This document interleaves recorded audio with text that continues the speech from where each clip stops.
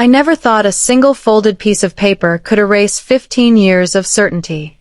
People always say that when your life falls apart, there's a moment you can point to, the exact second everything changes.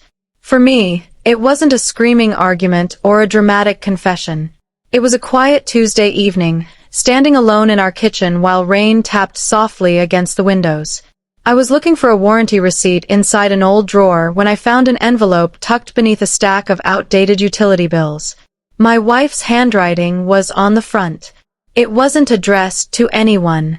Curiosity told me to put it back. Something deeper told me not to. I wish I had listened to the first voice. Emily and I had been married for 15 years. We weren't the kind of couple people admired because we constantly posted smiling pictures online. We were quieter than that.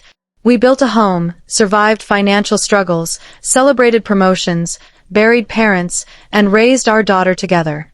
We had routines instead of fireworks, comfortable silence instead of endless conversations. I thought that meant we were solid. Maybe comfort can sometimes hide the cracks until they're too wide to ignore. The letter wasn't romantic. At least not at first. It began with the words, "I don't know how much longer I can pretend everything is fine." I assumed she had written it during one of her stressful weeks at work. Then I kept reading. She wrote about feeling invisible. About smiling because everyone expected her to. About meeting someone who made her feel seen again. My heartbeat slowed instead of speeding up. It felt like my body refused to believe what my eyes were reading. She never mentioned his name. She only called him the person I never expected. Every paragraph felt heavier than the last. She described conversations that lasted for hours. Coffee breaks that turned into evening walks. Messages she waited for before going to sleep. Then came the sentence that refused to leave my mind. I haven't crossed the line everyone thinks matters, but emotionally, I already know I have. I read those words over and over until they stopped looking like language. Emily came home 20 minutes later. I had already folded the letter exactly as I found it. I smiled. She smiled back. We ate dinner with our daughter, laughed about something our dog had done, watched television, and went to bed. She fell asleep beside me while I stared at the ceiling until sunrise. For the first time in our marriage, I wondered if the woman lying inches away had been emotionally somewhere else for months. I didn't confront her. Not immediately. Instead, I started noticing things I had ignored before. How often she smiled at her phone. How quickly she locked the screen when I entered the room. How she suddenly cared about looking nicer before work. None of those things prove anything on their own. But once doubt enters your mind, it begins collecting evidence whether it's real or imagined. I hated the person I was becoming. I checked phone bills. I watched her expressions. I paid attention to every delayed answer. Every small lie became enormous inside my imagination. She said she had stayed late because of meetings. I wanted to believe her. But belief had become expensive. Weeks passed. The distance between us wasn't obvious enough for anyone else to notice. Our daughter certainly didn't. Friends didn't. Even Emily seemed unaware of how much I had changed. Or maybe she noticed and chose silence. One Saturday morning, she mentioned a new coworker named Daniel. She spoke his name casually. Too casually. Something inside me froze.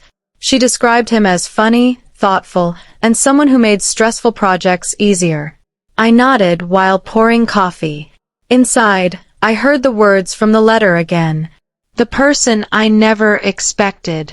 That afternoon, I drove for nearly 2 hours without knowing where I was going. Not because I wanted to spy, because I couldn't breathe inside my own house. I kept asking myself the same question. Is emotional betrayal different from physical betrayal? The answer changed every hour. Sometimes I convinced myself it wasn't serious. Other times it felt even worse. Because bodies can make mistakes. Hearts make choices. A month later, everything became impossible to ignore. Emily left her laptop open while taking a shower. I told myself I wouldn't look. I lasted maybe 30 seconds. The messaging application was already open. There weren't hundreds of conversations. There was only one that mattered. Daniel. Their messages weren't explicit. That almost made them harder to read. He knew about her fears. He knew about her childhood memories. He knew what songs reminded her of summer. He knew she cried after arguments we had years earlier. There were things in those conversations she had never told me. One message shattered whatever hope I still carried. Daniel wrote, "If life had introduced us sooner, I think everything would have been different." Emily answered, "I think about that more than I should." I quietly closed the laptop. When she came downstairs 20 minutes later, she kissed my cheek.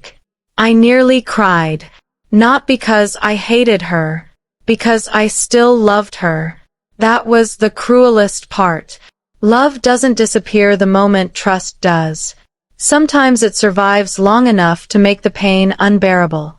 3 nights later, I finally asked her. I didn't yell. I simply placed the letter on the table between us. She looked at it once, then at me. The color drained from her face. She didn't ask where I found it. She didn't deny writing it. Instead, she whispered, "I hoped you'd never see that." There are sentences that end relationships before anyone officially says they're over. That was one of them. She admitted everything. She insisted nothing physical had happened. She said they had never kissed. Never crossed what most people would call the final line. Then she looked directly into my eyes and said something I still hear years later. I gave him parts of me that belonged to us. There was no defense left after that. She cried harder than I had ever seen. Not because she got caught. Because she had been carrying guilt for months. She said she kept trying to end the friendship. Then work forced them together again. Then conversations returned. Then feelings. Then silence at home became easier than honesty. I asked if she loved him. She couldn't answer. That silence hurt more than any word. For several weeks we lived in the same house like strangers sharing borrowed space. We didn't tell our daughter. We smiled when she entered the room. We broke apart after she went to bed. Marriage counseling followed. Some sessions gave us hope. Others left us driving home without speaking. The counselor asked a question neither of us expected. When did your marriage become a place where loneliness felt normal? Neither of us answered immediately. Because neither of us knew. Maybe loneliness doesn't arrive all at once. Maybe it quietly rents a room inside your relationship until one day it owns the house. Months passed. Emily ended all contact with Daniel. She transferred departments. She deleted messages. She offered complete transparency. Passwords. Phone records. Everything. Oddly enough, that wasn't what I wanted anymore. You can't investigate your way back into trust. One winter afternoon, I received an unexpected phone call. It was Daniel. I almost hung up. Instead, I listened. He apologized. Not dramatically. Not to make himself feel better. He said he had accepted a job in another city. He admitted he should have stepped away the moment he realized his feelings. Then he told me something Emily never had. She had tried ending their friendship 3 separate times. Each time he convinced himself they were just talking. He accepted responsibility. Then he wished our family peace. I never spoke to him again. His call didn't erase anything, but it complicated the story I had built in my head. Villains are easier to hate when they're simple. Real people rarely are.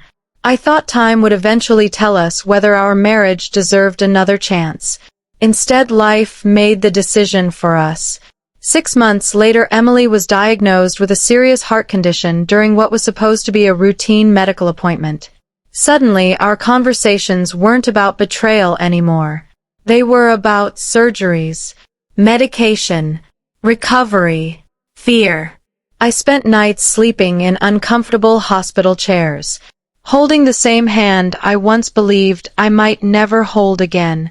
Pain has a strange way of changing priorities. It doesn't erase old wounds. It simply places them beside new ones. One evening during her recovery, she asked me something so quietly I almost missed it. If I had told you how lonely I felt before I met him, do you think we would have survived without all this? I wanted to answer immediately. Instead, I stared out the hospital window. The truth was painful. I honestly didn't know. Maybe we would have fought earlier. Maybe we would have understood each other. Maybe nothing would have changed. Sometimes the most honest answer is uncertainty. She recovered slowly. Physically. Emotionally was another story. So was I. Trust didn't magically return. Some mornings I believed in us. Other mornings I questioned every memory we had ever shared. Healing isn't a straight line. It's a circle that keeps bringing you back to emotions you thought you had already escaped. People often ask whether we stayed together. I never know how to answer because relationships aren't frozen moments. They're ongoing choices. Today, we still share the same home. Some would call that forgiveness. I don't. Forgiveness sounds like reaching a finish line. We're still walking. Some days side by side. Some days separated by invisible miles despite sitting at the same dinner table. The letter remains inside a locked wooden box in my closet. Not because I enjoy remembering, because forgetting would be dishonest.